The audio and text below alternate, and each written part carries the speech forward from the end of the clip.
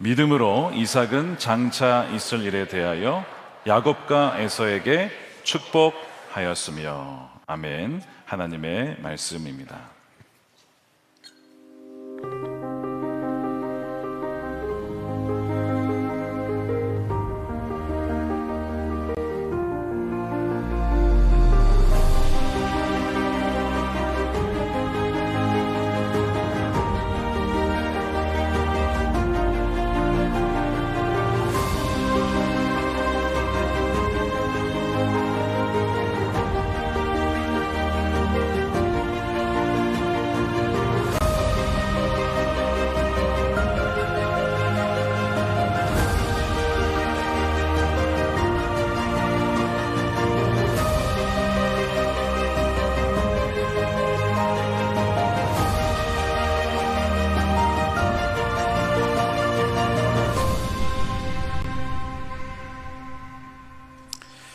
네, 믿음의 DNA 시리즈 5번째입니다. 이삭의 믿음, 계승의 DNA라는 제목의 말씀을 나누도록 하겠습니다. 오늘의 주제는 계승입니다.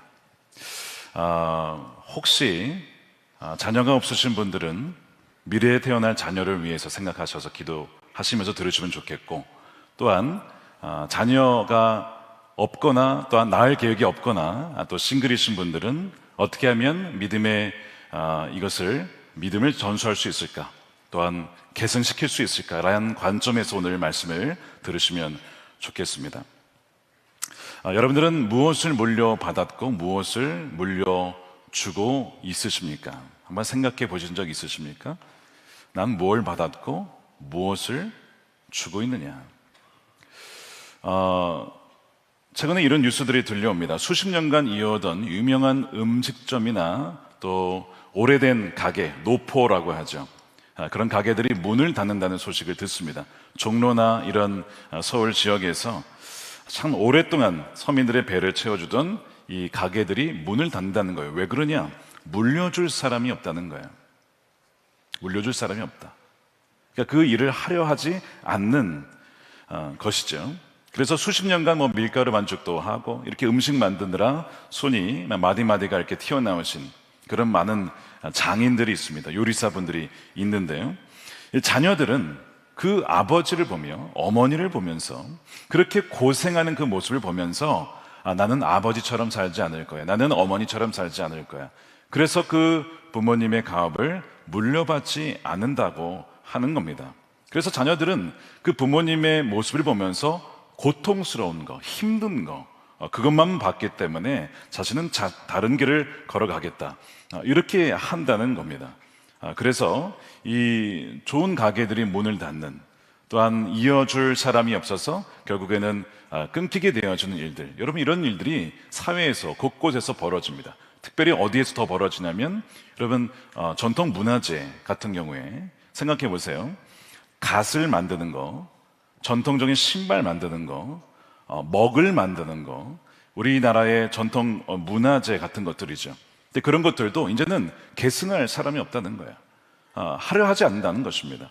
그래서 대학에도 보면요, 그런 전수교육 대학이나 전수 장학생이 단 한 명도 없는 종목이 수십 가지나 된다는 거죠. 물론 이제 시대가 바뀌었으니까 이제 그런 거를 만들 사람이 얼마나 되겠습니까? 시대가 바뀌면 또한 새로운 것들에 의해서 대체가 되는 것이 이 세상의 문화이고 풍습이죠. 그렇긴 하지만 정말 계승이 되어야 되고 개성시켜야 될 것들을 우리가 놓치게 되어지는 것이 있다면 그것은 정말 심각한 일입니다. 사람이 존재하는 이유, 살아야 할 이유, 또한 영혼의 구원, 복음, 하나님과의 그 언약, 이런 것들은 다음 세대에게 끊기지 않고 전수가 되어야 될 너무나 중요한 것들인데 이것이 잘 전달이 되지 않는다는 것이죠. 이것이 우리 교회의, 우리 한국 교회의 모습인지도 모르겠습니다. 여러분들은 무엇을 물려주고 있습니까? 정말 여러분들은 신앙을 여러분 다음 세대에게 계승시키고 계십니까? 오늘 이 말씀을 보게 되어지면요, 이삭의 이야기가 나와요. 여러분, 이삭은 어떤 사람입니까? 믿음의 사람으로 알려져 있어요. 물론 믿음의 조상하면 아브라함이 원조죠. 그래도 여러분, 이삭도 믿음의 사람입니다. 자, 그런데 정말 이삭이 믿음의 사람이었냐라고 하면 그렇기도 하고 아니기도 하다는 것을 우리가 창세기 읽어보면 알게 됩니다. 왜 그가 믿음의 사람이었냐? 굳이 제가 다 설명하지 않아도 그가 이미 청소년 시기에, 아마 어린 시절, 완전히 어릴 때는 아니었던 것 같습니다. 이제 청소년 시기에 들어갈 때쯤에 아브라함 아버지에 의해서 이 제단에 바쳐집니다. 힘을 써서 아버지 도대체 뭐 하시는 거예요? 나를 왜 죽이려고 하세요? 그렇게 거부하면서 반항할 수도 있었지만 하나님의 뜻에 따라서 아버지에게 순종하여 기꺼이 그 제단에 묶여서 올라가는 그 이삭은 분명 믿음의 사람입니다. 그리고 그 아버지를 이어서 약속의 땅인 가나안 땅을 떠나지 않고 그것을 계속 머물러 있었던 사람이 바로 이삭. 그러니까 이삭은 진짜 믿음의 사람이라고 불러도 전혀 문제가 없는 사람입니다. 자, 그런데 이삭의 노년의 시기를 한번 생각해 보세요. 성경을 보면 이삭이 눈이 어두워져서 잘 볼 수 없었다라고 기록을 하고 있는데, 사실은 단지 육신의 눈이 어두워진 게 아니라 그의 영의 분별력이 흐려졌다는 것을 상징하고 있습니다. 자, 그래서 내가 누구에게 믿음을 전수해야 되는지, 계승시켜야 되는지, 이 부분에 있어서 이 이삭이 고집스럽게 하나님의 뜻을 거부하죠. 분명히 말씀에 의하면 그 쌍둥이가 태어났을 때, 에서와 야곱이 이 잉태되었을 때 그런 얘기가 있었잖아요. 형이 동생을 섬길 것이다. 그 동생이 더 앞서된다는 것을 얘기했음에도 불구하고 지금 이삭은 누구에게 축복하고 하려고 하냐면 끝까지 장자인 에서에게 하려고 하는 그 고집을 보여주고 있습니다. 게다가 이삭은 그 당시에 이 육신의 감각에만 매여 있어서 눈이 이제 안 보이는데 뭐에는 굉장히 발달했냐면 맛있는 음식. 그래서 에서에게 맛있는 음식을 해달라고, 고기를 잡아오라고, 만들어 달라고 이렇게 요청해서 이제 음식을 기다리는 그런 모습을 보게 돼요. 아브라함의 번제단 위에서 하늘의 음성을 들었던 그 이삭의 모습이 나이 든 이삭의 모습에서는 잘 발견되지 않는 것 같은 것을 우리는 보게 됩니다. 그래서 이 하나님의 말씀보다는 인간의 관습인 장자를 더 우선시 여기는 이 이삭의 모습은 단지 실수가 아니고요, 자신의 인간적인 고집을 앞세우는 이삭의 모습이었다는 겁니다. 자, 이 지점에서 우리가 이 믿음의 DNA가 어떻게 훼손되는지를 발견하게 되는데, 제가 예전에 한번 책 소개를 한 적이 있습니다. 폴 트립이라는 분이 완벽한 부모는 없다라는 책을 썼어요. 원자는 페어렌팅이라고 하는, 그래서 몇 가지 이 자녀 양육에 있어서 원리를 보여주는 책인데 참 좋은 책입니다. 거기에 무슨 얘기를 하냐면요, 부모는 자신이 하나님의 대사로서의 사명, 그 정체성을 잃어버릴 때, 그리하여 자녀에 대한 소유주가 될 때 어떤 일이 벌어지냐, 영적 시력이 어두워진다라고 경고를 합니다. 자, 내가 자녀의 소유주가 될 때 하나님의 대사로서 하나님을 연결하고 계승시키는 자로서의 역할이 아니라 내가 아이의 소유주로서 그런 정체성을 갖게 될 때 영적 시력이 어두워진다라는 얘기를 합니다. 지금 정확하게 이삭이 그런 모습을 보여주고 있는 것이죠. 하나님의 뜻이 아니라 내 입맛에 맞는, 내가 좋아하는 아이에게 하나님의 축복을 넘겨주겠다라고 고집하는 이 소유주의 자리에 앉아있기 때문에 하나님의 뜻이 보이지가 않았던 것이죠. 최근에 참 안타까운 뉴스가 있었습니다. 탁월한 강해 설교자이시고 많은 책을 쓰셨어요. 평생 성화를 외쳐왔고요, 많은 분들에게 존경을 받는 목사님이 계신데요, 교회에서 이제 은퇴를 하시고 원로 목사님이 되셨는데 은퇴하신 지도 꽤 되셨습니다. 근데 이제 아드님이 그 교회에 부목사로 계신데 그 아드님이 이제 개척을 해야 되니까 교회에 수십억을 요구를 한 거예요. 저는 처음에 이 소식을 들었을 때 그럴 리가 없어. 그분이 그럴 리가 없어. 그분이 어떤 분이신데 많은 목회자들에게도 도전을 주고 영감을 주고 했던 분이기에 저는 믿지 않았습니다. 그거 루머일 거야. 그럴 리가 없어. 교회에서 혹시 뭐 그런 아이디어가 나왔겠지. 그런데 뉴스 기사에 떴어요. 인터뷰가 있었습니다. 기자와 그 목사님의 인터뷰 읽어보니까 사실인 거예요. 저는 지금도 이거 사실이 아닐 거야, 그렇게 믿고 싶어요. 근데 만약 그것이 사실이라고 한다면 참 두려운 것이 무엇이냐면, 이게 나이가 든다고 해서 저절로 성화가 되는 게 아니구나. 나이가 든다고 해서 욕심과 탐욕과 명예와 자녀에 대한 욕심이 사라지는 게 아니구나 하는 그 두려움이 마음이 드는 겁니다. 그러면서 야, 나도 나이가 되면 저렇게 되는 거 아닐까? 그런 마음이 드는 거예요. 참 마음이 아팠고요. 지금도 사실이 아니기를 간절히 원합니다, 저는. 그런데 이 이삭의 모습을 보니까 약간 그런 모습이 보이는 거예요. 야, 그 어린 시절부터 그런 믿음의 사람이었던 이삭이 그 어떤 환난 중에도 핍박 중에도 약속의 땅인 가나안 땅을 떠나지 아니하려 했던 그 이삭이 노년이 들어서 하나님의 말씀보다는 자기가 원하는 어떤 그 어젠다를 고집하고 특별히 장자인 에서에게 집착하는 그 모습을 보면서 참 두려운 마음이 드는 것이죠. 야, 어떻게 믿음의 사람이 이렇게 될 수가 있을까? 그뿐만이 아닙니다. 제가 한번 예전에 이 시리즈 설교할 때 한번 다뤘는데요. 이삭의 가정이 여러분 그래도 믿음의 가정 아닙니까? 여러분 아브라함의 아들입니다. 약속의 아들입니다. 오랜 시간 하나님이 약속하셨던 그 아들, 예수 그리스도를 예표하는 그 아들이 여러분 이삭이라고요. 그러면 여러분 믿음의 가정하면 어떤 생각이 들어요? 야, 아브라함의 아들의 가정은 완벽할 거야 라고 생각하잖아요. 여러분 그렇지 않죠. 지금 이삭도 이렇게 눈이 어두워져서 제대로 분별을 못하고 있는 상황이고, 또한 그의 아내 리브가는 어떻습니까? 그 연극을 만들죠. 완전 짜가지고 그 둘째 야곱이 복 받게 하려고 사기를 쳐서 이 사객을 준비하는 게 이 어머니, 이 아내 리브가의 역할입니다. 또한 형의 옷을 빌려 입고 아버지를 속이는 동생 야곱, 나중에 이제 그 사실을 알고 동생을 죽이려고 하는 형. 여러분 이것이 믿음의 가정의 모습이에요. 기가 막히죠. 이렇게 가정이 무너져 있고 병들어 있고 아픈 속에 이 신음하는 가정이 여러분 이삭의 가정이었어요. 여러분 믿음의 가정이라고 해서 여러분 완벽하지 않습니다. 깊이 들어가보면 문제가 없는 가정이 없어요.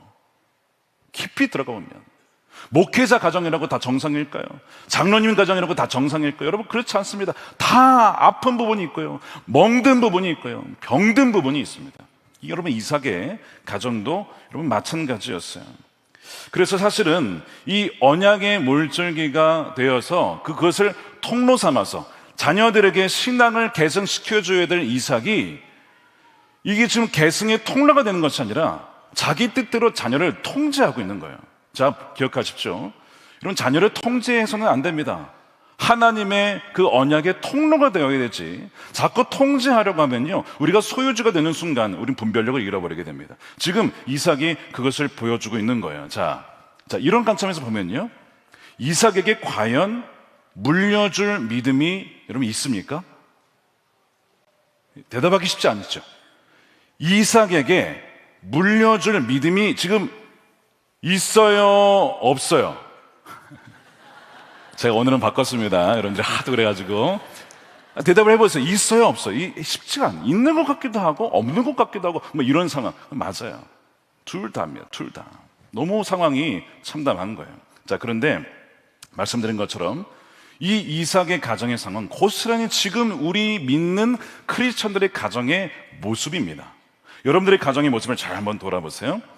여러분 가장으로서, 아버지로서, 어머니로서 정말 영적인 분별력을 가지고 자녀들에게, 다음 세대에게 하나님의 뜻이 이것이다 라고 명확하게 보여줄 뿐만 아니라 그렇게 살아가고 계십니까? 아니면 여러분들도 이 길이 맞았다가 하다가 또 세상이 맞는 것 같기도 하고 세상에 가르치는 지혜대로 살아야 될 것 같기도 하고 아닌 것 같기도 하고 왔다 갔다 하지는 않으십니까? 여러분 맞죠? 왔다 갔다 합니다. 미국 이민사회에 아주 유명한 단어가 하나 있습니다. 조용한 탈출, Silent Exodus라고 하는, 무슨 뜻이냐면요, 이민 1세대가요 진짜 믿음으로 살아가지고 어쨌든 그 미국에 가서 그 대단한 걸 이뤄냈어요. 가게를 세우고 기업을 세우고 집을 사고. 근데 이제 그렇게 해서 이제 교회를 세우고 그렇게 해서 믿음으로 살아온 1세대, 그 믿음이 2세대에게 전달이 되지 않는 겁니다. 그래서 이 2세대 아이들은 조용히 교회를 빠져나간다라는 현상을 가리켜서 조용한 탈출, Silent Exodus라고 표현을 하는 거예요. 자, 그러면 이 2세대가 왜 빠져나가느냐? 교회에서는 참 아버지와 어머니가 거룩한 것 같아요. 그런데 예배를 마치고 돌아오는 차에서는 늘 아이들에게 너 좋은 대학 가려면 너 성적 잘 나와야 돼. 계속 명문대를 추구하면서 아이들을 다그치는 거예요. 방금 전까지만 해도 하나님을 예배하고 찬양해 왔는데 차에서는 아이들이 그 성적을 가지고 막 다그치면서 폭언을 일삼는, 물론 전부는 아니겠죠. 소수이겠죠. 그런데 그 모습 속에서 아이들은 괴를 느끼고 마음에 느끼게 되냐면 부모님이 믿는 하나님은 진짜가 아닌 것 같다. 부모님이 믿는 진짜 신은 성공이다, 돈이다, 성취다. 아이들이 그것을 느낀다는 거예요. 그래서 조용히 교회를 빠져나가게 된다는 거죠. 그러니까 지금 이 이삭의 모습처럼 하나님을 섬긴다고 하면서 그 말씀을 거부하고 자기의 고집대로 살아가는 이 이삭의 이중성을 보고 실망하는 것처럼 그 아이들도 그렇게 실망을 한다는 거죠. 여러분, 이게 미국 얘기가 아닙니다. 이게 지금 정확하게 한국에서도 벌어지고 있는 일이에요. 목회데이터 연구소에 의하면요, 한국교회 다음 세대 복음화율이요 몇 프로일까요? 3% 미만입니다. 3%. 로잔이라는 곳에서 미전도 종족이라는 개념을 발표를 했어요. 어떤 나라와 민족의 복음화율이 3%가 안 되면요 미전도 종족이라고 불러요. 여러분, 지금 다음 세대가 미전도 종족이 된 겁니다. 우리가 뭐 아프리카 멀리 갈 것이 아니라 지금 우리 세대, 다음 세대 아이들이 복음을 듣지 못하고 알지 못하고 말로는 들었는지 모르겠지만 그 복음을 살아내는 1세대, 부모 세대를 만나기가 너무 어려운 세대, 이 아이들이 살고 있는 거예요. 구체적인 상황을 보게 되면요, 이 어린이 주일 학교가 없는 교회가 전체 교회의 이제 50%, 60%를 가까이 육박하고 있습니다. 그러니까 이 아이들에게는요, 교회는 너무나 따분한 곳이에요. 유튜브와 게임이 주는 자극에 밀려난 지 오래됐죠. 구닥다리 문화인 거예요. 청소년 아이들은 보면 뭐 절반 이상의 대학 입시에 경쟁이 안 됩니다. 교회와 이 신앙이. 입시와 학원의 경쟁이 밀려요, 우선순위에. 그래서 이 시험과 입시가 딱 겹쳐요. 예배가 겹치면 미련도 없이 깔끔하게 예배를 포기합니다. 그리고 다 그런 건 아니겠지만 부모님들도 그것을 인정하고 그렇게 은근히 격려하는 경향도 있다는 거예요. 자, 그래서 이 아이들이 어쨌든 성적이 떨어지면 민감하게 반응하는데 이 아이들이 말씀도 안 읽고 기도도 안 하고 그렇게 살아가는 것에 대해서는 별로 큰 반응이 없는 부모들도 있다는 것이죠. 여러분, 이런 모습들이 우리가 본문에서 발견하는, 창세기에서 발견하는 노년의 이삭의 혹시 모습은 아닌가를 우리는 돌아보게 되는 거예요. 우리 청년들도 대학에 들어가는 순간 청소년 때 잘 나왔던 아이들의 60%가 대학에 가면 안 나온답니다. 똑같은 이유예요. 비슷한 이유예요. 아이들이 조용히 교회를 떠나가고 있는, 바로 이 무슨 문제냐? 계승의 실패. 계승의 실패. 신앙을 전수해주지 못하고 있는 신앙의 이중성에서 온 것이 아닐까 싶어요. 제가 이제 목회를 하면서 이제 기도 제목을 많이 받고 기도해드리고 또한 만나서 이렇게 예배 끝나고 이제 기도를 해드리곤 하는데요, 기도 제목이 많은 경우에 특별히 우리 갈렙 성도님들, 어르신들의 기도 제목 1순위는 항상 자녀입니다. 자녀예요. 근데 다 그런 건 아니지만 일부 기도 제목을 보면요, 부모님은 믿는데 자녀가 안 믿는 경우가 상당히 많이 있어요. 참 마음이 아파요. 부모님은 진짜 열심히 해요. 어떻게 저렇게 헌신적일 수 있을까? 어떻게 저렇게 믿음 생활하실 수 있을까 싶을 정도의 분들이 있는데 자녀는 믿음이 없는, 어떻게 이런 일이 일어날 수 있을까?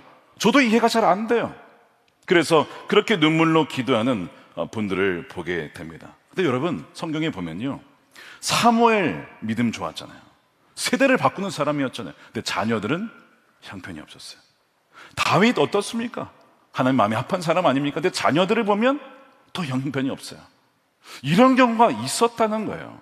부모의 믿음이 아무리 좋아도 자녀가 좋지 못하는 경우가 있다는 것을 발견을 하게 돼요. 여러분, 히스기야 왕의 아들이 므낫세가 될 줄, 그 가장 악한 왕 므낫세가 될 줄 누가 알았겠습니까? 그러니까 여러분, 이 계승의 문제에 있어서는 어느 누구도 여러분 장담할 수가 없는 거예요.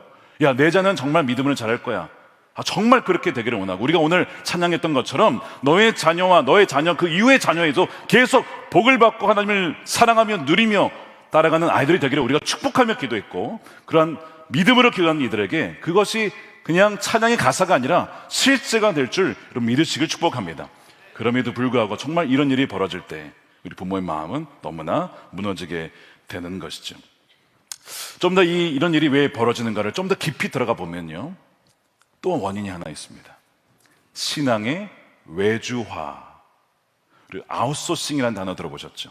신앙의 아웃소싱, 무슨 얘기냐면 자녀 교육을 누가 해야 됩니까? 신앙 교육을 누가 해야 됩니까? 부모님이 하셔야죠.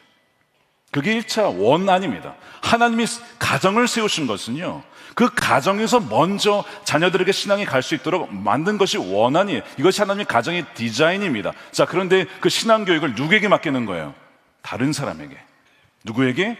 교회에게 맡기는 거예요. 물론 여러분, 교회는 그런 어려운 가정, 신앙을 전수하기 어려운 가정을 위해 돕기 위해 또 존재합니다. 그래서 교회 학교가 있는 거예요. 주일학교가 있는 거예요. 그래서 우리 선생님들이 있는 거예요. 그래서 목회자가 있는 거예요. 우리는 그것을 돕기 위해 존재합니다. 그러나 여러분, 1차적으로는요, 신앙은요, 아웃소싱하면 안 됩니다.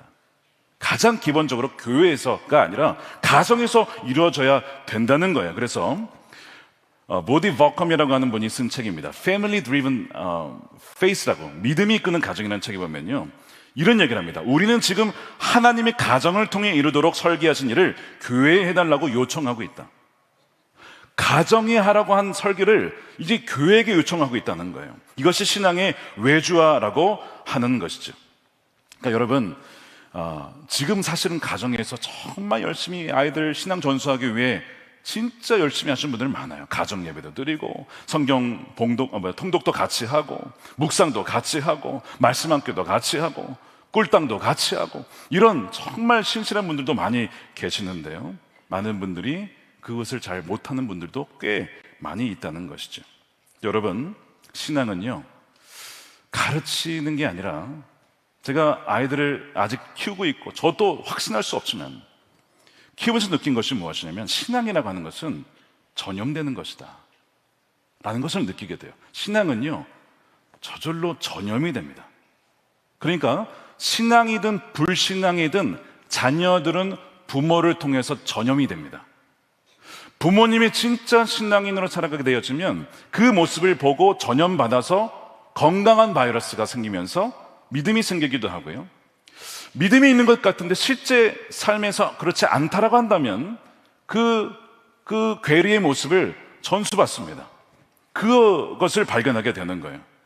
그래서 여러분, 이런 이 신앙의 아웃소싱 하는 거, 외주하는 것이 원인이 된다는 것입니다. 또한 말씀드린 것처럼 또 다른 실패 원인이 이 성공이라고 하는 이 타협 때문에, 말씀드린 것처럼 신앙을 얘기하면서도 실은 가장 중요한 것은 성공이야 라고 하는 이 부모의 메시지를 아이들은 기가 막히게 캐치를 하는 거예요. 부모님이 무엇을 더 좋아하고 기뻐하고 중요시 여기는지를 자녀들은 기가 막히게 알거든요. 그래서 그것을 보고 느낀다고 하는 것이죠. 결국은 성적이구나, 결국은 좋은 대학이구나, 결국은 높은 연봉을 받는 직장에 들어가는 것을 부모님은 원하시는구나, 이것을 아이들은요 기가 막히게 알아챈다는 것이죠. 여러분, 다시 한번 우리가 생각해 봅시다. 우리는 무엇을 다음 세대에게 전수하고 있습니까? 진짜 우리가 전수하는 것이 하나님이 원하시는 것일까, 아니면 내가 원한 그것을 전하고 있는 것일까? 여러분들이 우리가 다음 세대에게 주고 있는 것이 정말 다가오는 하나님의 나라, 그 온전한 하나님 나라, 더 이상 눈물과 아픔이 없는 그 하나님 나라를 전수하고 있습니까? 아니면 그 다른 어떤 것을 주고 있습니까? 만일 우리가 내가 돌아보니까 나는 제대로 계승시키고 있지 못하다 라고 느낀다면 오늘 이 이삭의 이야기를 한번 주목해 보시기 바랍니다. 왜냐? 자, 이삭이 이런 노년의 어려움에도 불구하고, 연약함에도 불구하고, 히브리서 11장 20절 오늘 본문은 뭐라고 하고 있습니까? 이 이삭을 믿음의 전당에 올려놓고 있습니다. 믿음의 DNA를 가진 사람이라고 증언하고 있습니다. 어떻게, 무엇을 보고 성경은 이 이삭을 여전히 믿음의 사람이라고 하는 것일까? 우리 그것을 좀 살펴보려고 하는 거죠. 창세기 27장에 보면 말씀드린 것처럼 이 축복을 놓고 기가 막힌 연극이 벌어집니다. 그래서 이 동생 야곱이 형처럼 속이기 위하여서 손과 이 팔과 목과 여기에 털을 탁 둘러서서 형처럼 그렇게 속이죠. 그러면서 이제 아버지에게 다가가는 거예요. 근데 목소리는 속일 수가 없었어요. 그러니까 이제 이삭이 분별력이 있었으면 목소리 듣고 알았을 거예요. 야, 너 야곱이네. 손은 털처럼 해놨지만 너 목소리는 너 야곱이잖아. 이렇게 알았을 텐데 아마 귀가 잘 안 들렸는지 모르겠어요. 그래서 분별을 제대로 못하고 만지고서 아, 털이 있으니까 에서구나 라고 하면서 그 야곱에게 축복을 하는 것이죠. 자, 축복의 내용이 무엇이냐? 창세기 27장 28절 29절입니다. 참 너무 좋은 축복이에요.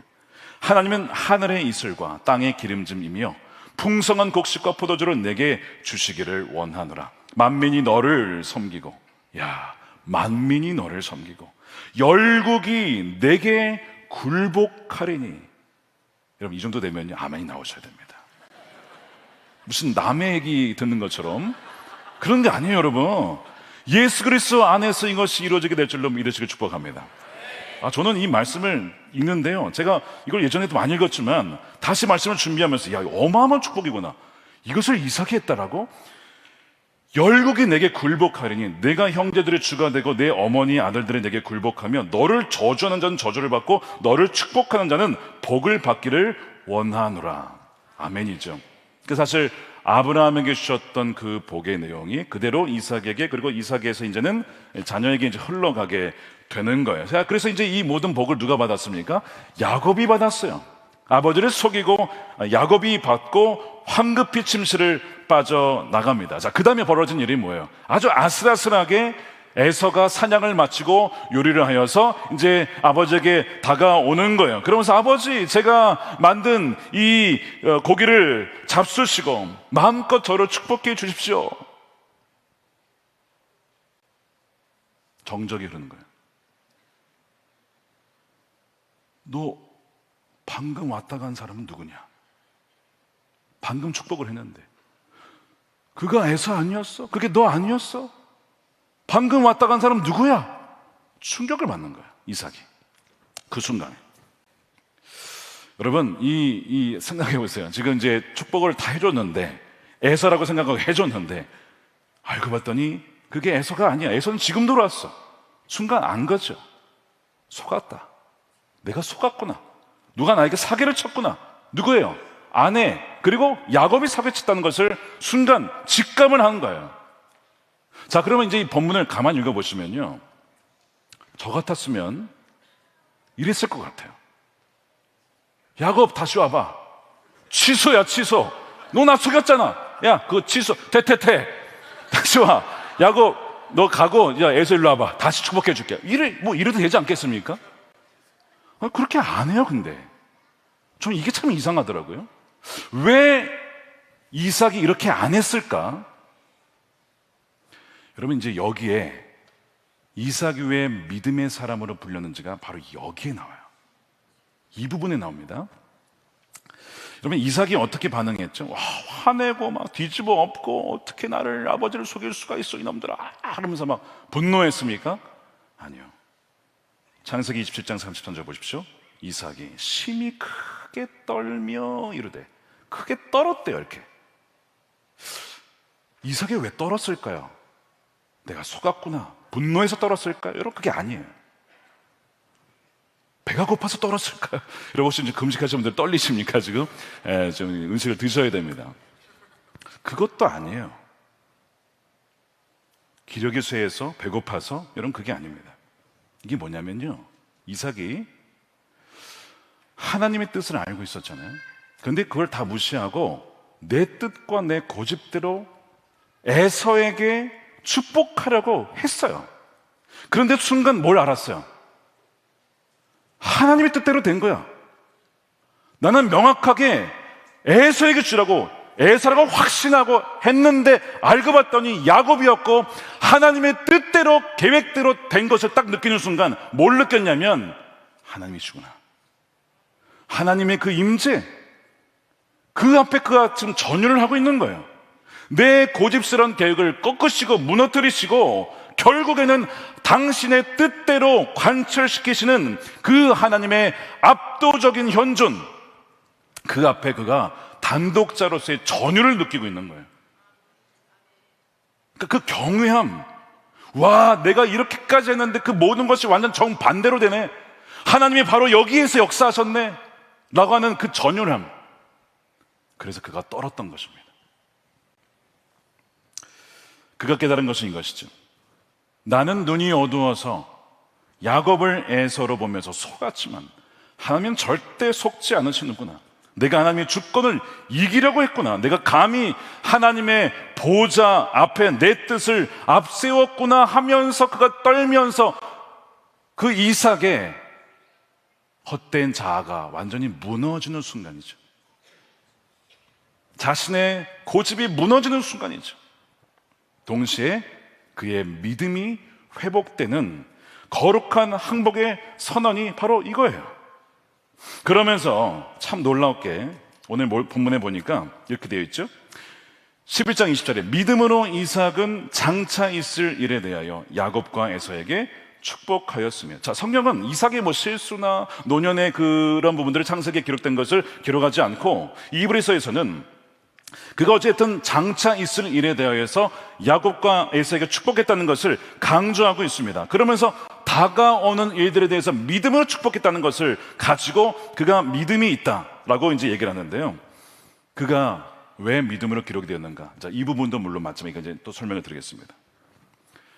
내 계획이 틀리고 하나님의 계획이 옳으시다, 하나님의 뜻대로 되는 것이 옳다라고 즉각 자신의 잘못을 인정하고 그것을 수용했던 것, 그것을 받아들인 것, 여러분 이것이 이삭의 믿음이었던 거예요. 이렇게 굉장한 믿음인 거예요. 자신의 실패와 자신의 잘못을 즉각 인정하고 받아들이는 것, 하나님의 주권을 수용하는 것, 이것이 또한 믿음의 DNA였던 것이죠. 그래서 이삭이요, 전율한 이유가 말씀드린 것처럼 평생 내가 붙들고 있었던 내가 내 자녀의 주인이다라는 착각이 무너졌기 때문입니다. 아까 말씀드린 이 폴 트립의 책에 보면 이런 내용이 나와요. 이 부모가 자녀 인생의 소유주가 되면 어떤 생각을 갖냐면 이런 생각을 갖는다고 합니다. 자녀는 내 소유주니까 내가 내 마음대로 이 아이를 방향을 정할 수 있고 인생을 만들 수 있고 조각할 수 있어 라고 생각을 한다는 거예요. 그래서 그런 관점을 가진다는 것이죠. 그래서 내 자신의 계획에 실패하면 분노하고 자녀가 실패하면 자신의 수치를 여긴답니다. 자녀의 실패는 곧 나의 수치다, 이렇게 여긴다는 거죠. 그래서 소유주 부모는 자녀를 통해서 자신의 정체성을 확인하려 한대요. 그 자녀가 잘 되면 내가 잘 된 것 같아. 그렇죠. 부모 입장이 그렇죠. 부모의 마음이 그렇죠. 근데 그것을 똑같이 여긴다는 거예요. 마치 자녀를 나의 아바타로 여긴다는 거죠. 그게 소유자의 입장이라는 거예요. 그래서 자녀를 자신의 명성과 트로피로 삼으려 한다는 겁니다. 그러니까 지금 이삭도 약간 그런 모습을 갖고 있었던 거예요.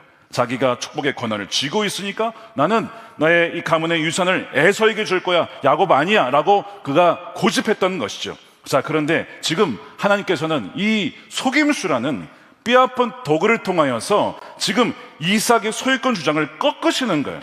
그러면서 이 이삭이 떤 것이 바로 그겁니다. 내가 하나님의 노릇을 하려 했다는 것을 깨닫고 내가 소유주가 되려고 했구나. 그게 아니라 나는 하나님의 대사로서 하나님의 뜻을 그대로 흘려보내는 역할이구나. 통제하려 하지 말고 통로가 되는 것이 나의 역할이구나. 그것을 떠는 가운데 그가 깨닫게 되어지고 그것을 인정하게 된 것, 바로 성경은 이것을 이삭의 믿음이라고 보는 거예요. 이삭이 전율하면서 무슨 얘기를 하냐면 33절에 이삭의 심히 크게 떨며 이르되 그러면 사냥한 고기를 내게 가져온 자는 누구냐? 내가 오기 전에 내가 다 먹고 그를 위하여 축복하였은즉 그가 반드시 복을 받을 것이니라. 이 대단한 믿음입니다. 그가 복을 받을 거예요. 그가. 여러분, 이거는 이삭 안에 하나님이 축복하신 자가 복을 받는다, 나는 그 믿음이 있었다는 거예요. 비록 나는 틀렸어요. 내가 하려고 했던 건 완전히 무너졌어요. 하나님의 오롯이다라는 것을 인정하면서 받은 그가 축복받을 거야 라고 하는, 이것은 이삭의 믿음이라고 하는 것이죠. 그가 소유주에서 이제 뭘로 바뀐 거예요? 하나님의 대사로 바뀌게 된 것이죠. 그 위대한 신앙의 고백을 보여주는 거예요. 바로 이것이 여러분, 히브리서 기자와 성경이 이삭을 믿음의 사람이라고, 비록 그의 노년에 그런 실수를 하기도 하고 연약함이 있긴 했지만 여전히 우리 히브리서에서는 그를 믿음의 5번째 인물로 꼽는 이유가 여기 있습니다. 여러분, 계승이라고 하는 것은 부모가 완벽해 사는 게 아니에요. 부모가 완벽해서가 아니라 부모의 실패와 연약함을 통해서도, 아니 그것을 뚫고서도 일하시는 하나님의 약속이 신실하기 때문에 일어나는 것입니다. 여기에 너무나 큰 은혜가 되는 거죠. 왜요? 우리는 다 넘어지거든요. 우리는 다 부족하고요. 우리는 다 실패하고 그렇기 때문에. 그런데 하나님의 약속은 결코 실패하지 않는다는 것입니다. 성경의 역사가 바로 그렇죠. 유다 왕들 중에 악한 왕들이 꽤 많았습니다. 아하스 왕, 아들을 우상의 제물을 바쳤던 아하스 왕, 뭐 그런 왕이 다 있어. 근데 그 아들이 누구예요? 히스기야. 그 아들이, 히스기 같은 인물이 어디서 나왔을까요? 아버지 봐서는 절대 그 아들이 나올 수가 없는데 하나님의 주권적인 언약 가운데 그런 아들이 주어졌어요. 여러분, 아몬 왕도 마찬가지예요. 아몬 왕, 성전을 우상의 소굴로 만들었어요. 이런 아몬 왕도 나쁜 왕인데 그 아몬 왕 아들을, 누구예요? 종교개혁을 일으킨 요시야. 그런 아들이 또 나와 거기서. 이런 걸 보면요, 진짜 인간의 눈을 보면 실패한 사람, 실패한 가문인 것 같고 이미 끝난 가문 같고 등불이 꺼진 가문 같지만 하나님께서는 그 실패라는 깨어진 틈을 통해서도 당신의 언약을 신실하게 이어가신다는 것입니다. 이것이 성경이 말하고 있는 것이죠. 이 계승의 주체는 부모의 어떤 실력이 아니라 하나님의 신실하신 그 약속 때문에 이루어지는 것이구나 하는 것을 우리는 보게 되는 것이죠. 예전에 한번 우리 교회에서 간증하셨던 분의 이야기인데요, 그는 성실하고 유능한 가장이었습니다. 내 힘으로 하면 안 되는 것이 없다. 그의 고백이 그랬어요. 공부든 사업이든 뭐든 열심히 하면 못한 것이 없는 분이었대요, 스스로 얘기하시기에. 근데 이분이 자녀를 낳는데 발달 장애를 가진 아들을 낳게 된 겁니다. 발달 장애 아이를. 자, 어떻게 했을까요?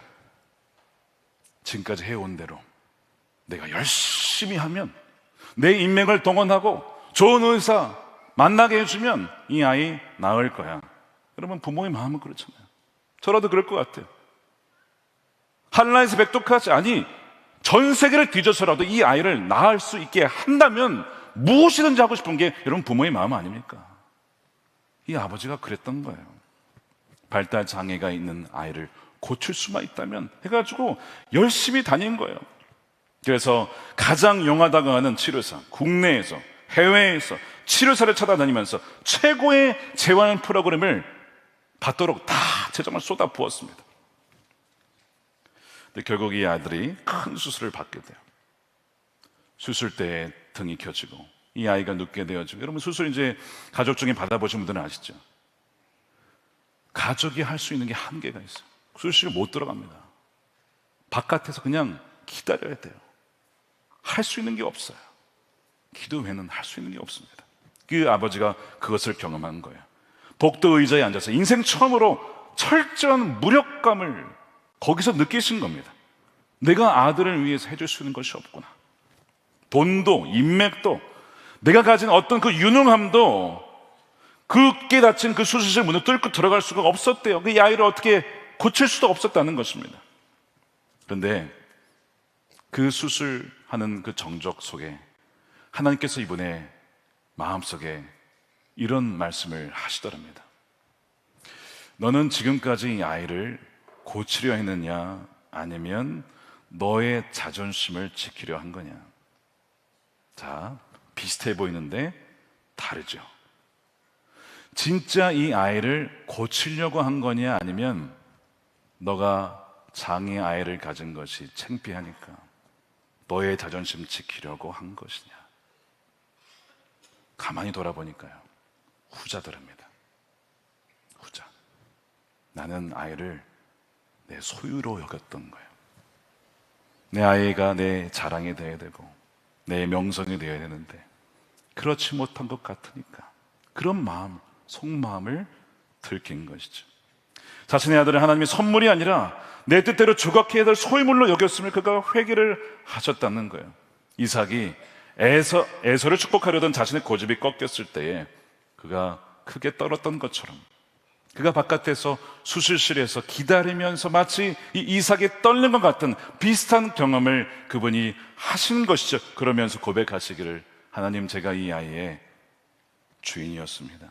제가 하나님의 자리에 앉아서 이 아이의 미래와 인생을 재단하려 했습니다 라는 것을 고백을 하셨어요. 그러면서 그것을 주님께 내어드렸대요, 아이를. 놀랍게도 그 이후에 그가 진정 하나님께 항복했을 때 가정이 살아나기 시작했다는 거예요. 아빠의 유능함이 아니라 아빠의 진정 하나님께 대한 항복이 이 아이를 진정 행복하고 자유롭게 했다는 거예요. 이제는 그 아이의 그 느린 발걸음을 재촉하지 않는다고 합니다. 대신에 그 걸음 속에 담긴 그 하나님의 속도, 천천히 가시는 그 하나님의 속도를 기다리는 법을, 인내를, 하나님께서 우리를 기다려주시는 것처럼 그 하나님의 마음을 알게 되었다라는 그 고백을 하신 적이 있습니다. 사랑하는 여러분, 우리는요, 완벽하지 않죠. 우리가 완벽해야 된다, 부모는 완벽해야 된다라는 그 강박과 통제에서 벗어나게 되면 내가 얼마나 죄인인가, 그런데 이런 죄인을 하나님이 얼마나 사랑하시는가, 그렇게 정직하게 보여주는 겸손의 통로가 되면요, 아이들은요 오히려 거기에 감동을 받고 부모님의 그 연약함과 그 정직한 고백을 통해서 오히려 아이들은 믿음이 자라게 된다는 거예요. 하나님은요, 부모인 우리들도, 여러분들도 계속 양육하고 계시죠. 우리는 계속 자라고 있습니다. 부모들은 하나님의 그 양육 가운데 자라고 있고 그 은혜 때문에 자녀들을 양육할 수가 있는 거예요. 부모의 실패는 그렇기 때문에 계승의 끝이 아니라 하나님의 주권이 시작되는 지성소가 될 수 있습니다. 자녀에게 보여줘야 될 유산은 실수하지 않는 완벽함을 보여주는 것이 아니라 실수했을 때, 또 넘어졌을 때 하나님 앞에 어떻게 즉시 굴복하고 회개하는가를 보여줄 때에 여러분, 훨씬 더 아이들은 감동을 받죠. 부모가 자신의 고집을 꺾고 주권을 인정하는 그 모습을 보면요, 그 낮아 있는 그 모습을 보면요, 그것이 아이들에게 수천만 홍기하는 것보다, 수천 권의 신앙의 책을 보여주는 것보다 아이들은 훨씬 더 강력한 하나님의 살아계심에 대한 증거가 될 수가 있는 거예요. 이삭은 지금 자신의 연약함을 고백함으로써 오히려 신앙을 계승시키고 있는 것이죠. 이전에 가정예배를 드릴 때, 가정예배를 어떻게 드리냐면 찬양을 하고 말씀을 돌아가면서 읽고 말씀 한 개를 통해 그 다음에 이제 본인이 말씀 받은 것을 나눕니다. 이렇게 그 나눌 때에 저나 아내나 가끔, 자주는 아니지만 가끔 우리가 넘어졌을 때, 실패했을 때 모습을 아이들에게 얘기해줘요. 엄마 아빠도 이런 실수를 해, 이런 연약함이 있어, 그런 얘기를 합니다. 아이들이 되게 좋아합니다. 거기서 은혜를 받아요. 한 번은 여러분, 이제 아이들이요 다 뭐 좋아해요? 게임 좋아하잖아요. 그렇죠? 게임을 좋아하기 때문에 이슈가 돼요. 그러니까 이제 부모님들이 이 아이들 게임을 어떻게 통제할 수 있냐 막 이 고민을 합니다. 막 중독에 빠져 있는 아이들도 있고요. 그러니까 저희 아이들도 게임을 하죠. 물론 통제된 시간 안에서, 제한된 시간 안에서 하지만, 근데 이제 이거 좀 과한 거 아닌가 싶을 그때에 그 얘기를 했어요. 너 게임하지 마. 너 다시는 게임하면 너 지옥 가. 뭐 이렇게 얘기했으면 다시는 가정예배 안 드릴 거야, 애들. 아마 교회 안 나올지도 몰라. 제가 무슨 얘기를 한 적이 있냐면, 예전인데요, 아빠도 예전에 게임 중독자였잖아. 그러니까 아빠 몇 시간 했어요? 막 물어봐. 밤새면서 했지. 아빠가 처음부터 담임 목사 아니었잖아. 아빠가 처음부터 뭐 믿음이 뭐 지금도 그렇게 좋은 건 아니지만 처음부터 좋은 건 아니었지. 아빠는 주님보다 게임을 더 사랑했어. 너 나이 때 뭐 이런 얘기를 했어요. 뭐 아이들은 너무 좋아하는 거야. 이제 이런 얘기를 하는 이유는 뭐예요? 그러니까 이제 게임이 전부가 아니고 나중에 하나님께서 은혜를 베푸셔서 이렇게 변화시켜 주신다. 게임 중독자에서 예수 중독자로 바뀌는 은혜가 있다. 그러니까 너희들은 이제 게임을 끊어라. 이 얘기잖아요, 제가. 그러니까 아이들이 너무 좋아하면서 놀라운 변화가 일어납니다. 이 얘기하고 났더니 어떤 변화가 일어났냐? 마음 편하게 게임을 해요. 아빠도 옛날에 게임 중독자였대. 우리도 나중에 바뀔 거야. 이러면서 야, 이게 왜 거꾸로 가는 거야? 이게 아닌데, 이게. 야, 그게 포인트가 아니잖아, 임마. 너무, 어떤 분은요, 또, 담임 목사님이 게임 중독자였대. 이러면서 마음 편하게 게임한 친구들도 있어요. 여러분, 그게 아니에요. 초점이 그게 아니에요. 근데 여러분, 그 아이들이요, 그 아빠의 중독과 연약함과 부족했던 부분을 듣고, 지금도 너무나 부족하지만, 지금의 아빠와의 엄마의 모습을 보면서 도대체 이 변화가 어떻게 되는 것일까를 아이들은 압니다. 하나님의 전적인 은혜요, 그 언약에 신실하신 주님께서 바꾸셨다는 것을, 할아버지와 할머니의 그 믿음이 아버지에게로, 어머니에게로 계승되어져 왔다는 것을 자연스럽게 보고 느껴요. 가르쳐서 되는 것이 아니라 전염되어지는 것이기 때문에. 그러니까 여러분, 완벽하려 할 필요 없습니다. 연약한 것을 오히려 고백을 하세요. 오히려 아이들에게 다 드러내세요. 엄마 아빠도 연약한 죄인이야. 하루에 여러 번 넘어져. 완벽해서 너희들에게 이렇게 얘기하는 게 아니라, 그러나 하나님의 은혜가 얼마나 큰지 그걸 더 드러내라고 그렇게 얘기하는 거예요. 하면 아이들이요, 거기에 은혜를 받고 아이들도 생각이 다 있어요. 그래서 점차 행동이 바뀌어가는 것을 보게 됩니다. 이삭이 보여준 것이 바로 이거였어요. 이삭이 연약했지만 믿음의 사람으로 불리는 이유가 자신의 연약함과 자신의 이 잘못된 판단을 즉시 인정하고 그가 복을 받을 것이다, 두려워 떨면서 하나님이 오르십니다라고 인정했던 그 부분 때문에 그 믿음이 계승이 되게 된 것이죠. 사랑하는 여러분, 이삭이 믿음의 사람인 이유는 이것이었는데 이것만이 아니라 하나가 더 있었습니다. 자, 말씀드린 건 뭐였어요? 아까 이삭의 믿음이 아까 뭘 했습니까? 아이들에게, 자녀들에게 축복했잖아요. 축복했어요. 여러분, 이삭의 믿음은요, 나그네로서 아무것도 없는 상황에서 하나님의 약속을 물려주었습니다. 이것이 믿음의 이유인 것이죠. 여러분, 이삭이요, 땅이 있었습니까? 땅 없었어요. 나그네였습니다. 뭐 가진 것도 별로 없었어요. 땅 한 평 소유하지 못한 초라한 나그네였는데 그의 기도가, 아까 다시 한번 보세요. 29절 보세요. 만민이 너를 섬기고 열국이 내게 굴복하리니. 좀 너무 대담한 기도 아닙니까? 야, 무슨 부동산 하나 없는 사람이 마치 뭐 대단한 거 가진 것처럼 이 아이들에게 이렇게 얘기를 하네? 여러분, 그게 믿음이라고요. 그게 이삭의 믿음이었다는 거예요. 자녀에게 계승시킬 수 있었던 것을 뭐 자기가 뭐 가져서 그런 게 아니라, 나는 아무것도 없지만 하나님의 그 약속을 담보로 하여서 보이지 않는 하나님의 나라의 실제를 야곱에게 상속을 시켜주는 거예요. 나는 가진 거 없어. 근데 하나님께서는 모든 것을 가지고 있으니까 하나님께서 너에게 주실 것이고 하나님께서 너의 유업이 되어 주실 거야. 이삭이 이 선포한 것이 성경은 그가 믿음의 사람이라고 그렇게 오늘 우리에게 소개하고 있는 것입니다. 사랑하는 여러분, 이 믿음이 여러분들에게 부어지게 되기를 축복합니다. 여기서 거룩한 아이러니가 하나 있어요. 야곱이 복을 받고 에서는 상대적으로, 나중에 이제 창세기 읽어보시면 좀 별로 좋지 않은 이야기를 들어요. 근데 그 다음 장 나중에 이제 야곱의 이야기를 쭉 보게 되어지면, 그럼 누가 더 잘 살아요? 야곱은요, 고난도 없어요. 재산도 많아요. 땅도 있어요. 근데 야곱은 그냥 라반한테 속아가지고 그냥 수십 년을 일하고 그냥 고생해. 누가 더 복을 받았어요? 보기에 에서가 복을 훨씬 더 많이 받은 것 같아요. 그 어떻게 된 거예요, 도대체? 아니, 지금 이삭이 준 복은 어디 가고 왜 에서가 훨씬 잘 됐을까?처럼 보이잖아요. 여러분, 야곱이 받은 게 뭘까요? 이삭이 야곱에게 준 게 뭐냐면, 아까 하늘의 이슬과 땅의 기름짐을 주기를 원하시는 분이 있다, 이런 축복을 했는데, 이제 그 구절을 가만 보면 물론 물질적인 축복을 얘기하고 있어요. 실제로 결국 이제 야곱은 부자가 되긴 돼요. 근데 지금 이삭이 빌어준 것은 그게 아니고 하늘의 이슬 누가 통제합니까? 하나님이 통제하시죠. 그러니까 지금 이 복의 내용을 가만 보게 되어지면 단지 물질의 축복을 준 것이 아니라 하나님을, 그분을 지금 야곱에게 준 거야. 너가 진짜 받을 복은 그 고난과 역경을 통하여 진짜 너가 의지할 분은 하나님이시다라고 하는 것을 사실은 이삭이 축복을 하고 있는 것이죠. 너가 진정 소유한 복은 이거야.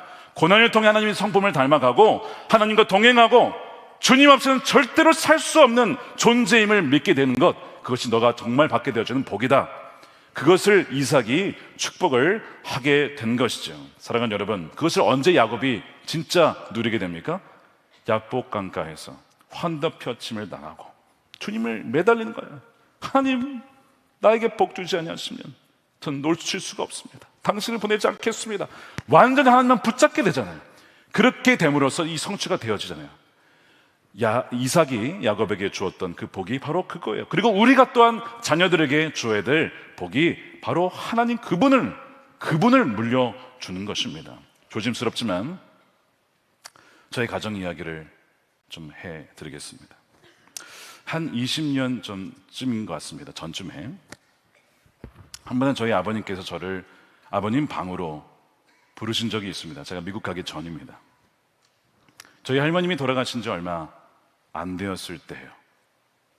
돌아가시고 재산이 별로 없었지만 재산을 이제 형제들이 5남매니까 나눴어야 되는데 그런 시점이었어요. 저희 할머님은 어린 시절에, 그러니까 저는 저희 할아버지를 뵙지도 못했습니다. 할아버지가 40대 초반에 이미 돌아가셨고 젊은 나이에 저희 할머님은 과부가 되신 거예요. 그러니까 저희 아버님이 5남매의 셋째인데 장남이었어요. 그러니까 그 과부가 되신 할머님을 이제 도와드린 거죠. 그래서 10의 1조를 하나님께 드리고 또 10의 1조를 부모님께, 어머니께 내어드리면서 그렇게 봉양을 하셨어요. 자, 그렇게 이제 자라오신 겁니다. 그리고 이제 그 할머니가 돌아가신 거예요. 자, 재산이 많지는 않지만 남아있어서 이제 5남매가 나눠 가져야 될 상황인데 이게 글쎄 문제가 생긴 겁니다. 저희 할머님의 집이 어디에 사셨냐면 읍도 아니고 면도 아니고 여러분 리입니다. 리에 사셨어요. 시골집이 있었는데 예전에 그것이 개발이 되면서 빌딩이 됐습니다. 근데 시골에 있으니까 얼마나 하겠습니까? 근데 시간이 지나니까요, 리에 있는 빌딩도 가격이 올라가더군요. 그리고 할머니가 돌아가신 거예요. 자, 자녀들이 이제 재산 분배를 해야 되지 않겠습니까? 근데 이 장례 이후에 알고 봤더니 불미스러운 사건이 있었던 거를 저한테 얘기해 주시는 거예요. 무슨 얘기냐? 5남매 중에 한 명이 서로를 조작하여 재산을 다 가져가 버린 겁니다. 이렇게 됐어요. 여러분, 완벽한 가정은 없다고 말씀드렸어요. 그렇죠? 믿음의 가정은 다 아프고 깨어지고 다 그런 거예요. 한 명이 그것을 다 가져가 버렸어요. 자, 그러면 어떻게 됩니까? 자, 어떻게 해야 돼요? 자, 믿음의 가정에 이런 일이 벌어졌어요. 어떻게 해야 됩니까? 소송해야 될까요? 최고의 변호사 불러서 내 재산을 찾아오리라. 그럴 수도 있죠. 필요하면 그래야 할 수도 있겠습니다만 아버님의 선택은 깔끔하게 포기하는 거였습니다. 동생이 그냥 다 주는 거였어요. 사실 그 빌딩을 지을 때 할머님은 돈이 없으시니까 대출을 받아서 들어간 금액이 상당히 있었습니다. 그게 시간이 지났어요. 어마어마한 돈이 됐겠죠. 빌딩이니까 수십억이 되어 있었겠죠. 그럼 지분이 얼마입니까? 굉장히 많았겠죠. 저를 불러들인 이유가 그거였습니다. 아들아, 이러저러한 일이 있었어. 미안하구나. 너에게 줄 게 아무것도 없다.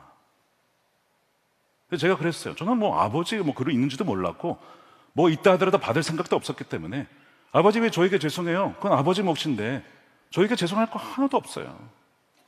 근데 아버님이 그래, 이해해줘서 고맙다 하시고 하신 말씀이 있어요. 저는 그것을 잊을 수가 없어요. 하나님이 너의 유업이 되실 거야. 저는 수십 년 지나도 그때만 생각하면 너무 감사해요. 그때 아버님이 소송을 하실 수도 있었고 해서 어느 정도의 재산을 받아서 저에게도 왔을 수도 있겠죠. 그러면 또 유용하게 쓰지 않았겠습니까? 근데 그렇게 하지 않고, 싸우지 않고, 소송하지 않고, 재물 택하지 않고 하나님을 저에게 물려준 거에 대해서 전 너무 감사해요. 아버님 가끔 뵈고 어머니도 뵈면 그때 그렇게 해주셔서 감사합니다. 제가 만일 그때 아버님이 그렇게 하셨으면 저도 그거 배웠을지도 몰라요. 그냥 물건 돈 받으려고 막 소송하고, 그냥 아무리 믿는 사람도 살아야 될 거 아니야 이러면서 이 세상에 살려면 돈이 있어야 될 거 아니야, 땅 한 평은 있어야 될 거 아니야, 땅 한 평. 그랬을지도 모르겠어요. 그렇게 하신 분들을 제가 정죄하는 게 아닙니다. 아버님이 그렇게 선택하신 거에 대해서 저는 너무 감사하다고요. 나중에 알았는데 어머님이 그 상황을 놓고 기도하셨대요. 하나님이 전부가 되어 주십시오. 하나님이 갚아 주십시오. 하나님이 유업이 되어 주십시오. 그리고 저는 미국을 갔어요. 제가 다 말씀드릴 수 없지만 너무나 신실하신 하나님께서 먹이시고 입히시고 공부시켜 주시고, 근데 그것보다 더 중요한 건 하나님이 나의 유업이시다라고 하는 그 믿음이, 그것이 있는 게 얼마나 감사한지 몰라요. 저는 오늘 이삭 말씀을 준비하면서 우리 부모님께 감사하고, 또한 하나님 나의 상급 되어주시고 나의 방패 되어주시고 나의 전부가 되어주신 하나님께 너무 감사합니다. 앞으로도 하나님이 나의 전부가 되어주실 것이기 때문에. 근데 여러분, 이것이 저만입니까? 그 아버지가 저만의 아버지십니까? 바로 여러분들의 아버지이신 줄로 믿으시길 축복합니다. 하나님 여러분들의 상급이 된 줄 믿으시길 축복합니다. 하나님 여러분들의 전부가 된 줄 믿으시길 축복합니다. 사랑하는 여러분, 다음 세대에게 무엇을 물려주고 계십니까? 다른 거 아니라 바로 이 믿음, 바로 그 하나님 그분을 단지 말로만이 아니라 삶으로 가르쳐서 주는 것이 아니라 정말 거룩한 전염을 통해서 우리 다음 세대에게 흘려보낼 수 있는 여러분들이 되시기를 축복합니다. 시카고의 대학에 강의가 하나 열렸답니다. 실제 있었던 일인데요, 1948년입니다. 미국 시카고 대학의 찬드라 세카르 교수인데요, 이분이 원래 위스콘신주의 윌리엄스베이에 있는 여키스 천문대에서 근무를 하고 있었는데, 이 시카고 대학에서 강의 요청이 와서 강의를 하게 된 거예요. 근데 이제 이게 왕복 거리가 320km예요. 320km. 왕복 거리가 320km를 차로 운전을 해서 학교를 가야 되는 거예요. 근데 문제가 더 무엇이냐면, 강의를 열었는데 학생들이 몇 번 듣더니 다 드랍을 하고 2명만 남았어요. 학생이 2명만. 자, 이 2명을 위해서 그 먼 거리를 왔다 갔다 하면서 가르쳐야 됩니까? 굉장히 비효율적인 일이에요. 그러니까 학교에서도 이거 2명 남았는데 폐강시키자고 그랬는데, 이 교수님이 무슨 얘기를 했냐면요, 이런 얘기를 했답니다. 그 2명은 2명밖에 없지만 매우 좋은 학생이라는 거예요. Very good students라고 얘기를 하면서, 배우고자 하는 자들이 있다면 나는 정성을 다해 가르칠 것입니다 라고 하면서 그 먼 거리를 왔다 갔다 하면서 이 학생 2명을 가르친 겁니다. 여러분, 위스콘신 지역은요, 이 굉장히 추운 지역이에요. 겨울에 정말 눈과 막 비바람을 뚫고 와야 되거든요. 그렇게 해서 빙판길을 달려서 강의실을 향해서 이 2명의 학생을 가르친 거예요. 자, 그로부터 9년이 흘렀습니다. 1957년이에요. 그 2명의 학생이 누구냐? 리정다오 양전닝인데요, 노벨 물리학상을 받습니다. 그 2명이 그 교수님한테 교육을 받고, 그리고 그들을 가르쳤던 이 교수님도 1983년에 노벨 물리학상을 받아요. 그러니까 클래스에 2명의 학생이 있었고 교수님이 있었는데 3명 다 물리학상을 받는 최초의 일이 벌어진 거예요. 그러면 이 이야기를 보면서 사람들은요, 처음에 비효율적이다, 그것이 뭐 되겠냐, 무슨 가치가 있겠냐라고 비웃었지만, 그 2명을 향한 스승의 신실함이 물리학의 역사를 바꾸는 위대한 유산을 만들어냈다는 것이죠. 이 믿음은요, 보게 되면, 여러분, 믿음이라고 하는 것은 당장의 효율이나 눈앞에 보이는 결과가 아니라 장차 있을 일에 대해서 하나님의 신실하심을 그냥 신뢰하며 나아가는 거예요. 우리가 오늘 우리 복나눔 주간으로 하면서 우리 아이들, 청년 또 청소년 아이들을 위해서 우리가 기도하고 또 재정을 흘려보내고 멘토링을 하잖아요. 이 아이들이 뭘 할 수 있을까? 지금 모르겠어요. 그런데 하나님 보시기에는요, 이 아이들을 통하여서 반드시 이루실 일이 있다는 것입니다. 저는 그것이 믿어지는 거예요. 그래서 우리가 오늘 기도하며 함께 주님께 나아가는 것이죠. 여러분 기억하십시오. 우리의 어떤 이 신앙의 계승과 이 계승을 시켜주는 것은 우리의 위담에서 오는 것이 아니라 하나님의 놀라운 신실하신과 주권 때문에 거기에 거룩하게 항복할 때 일어나게 된다는 것을 여러분은 믿는 여러분 되시기를 축복합니다.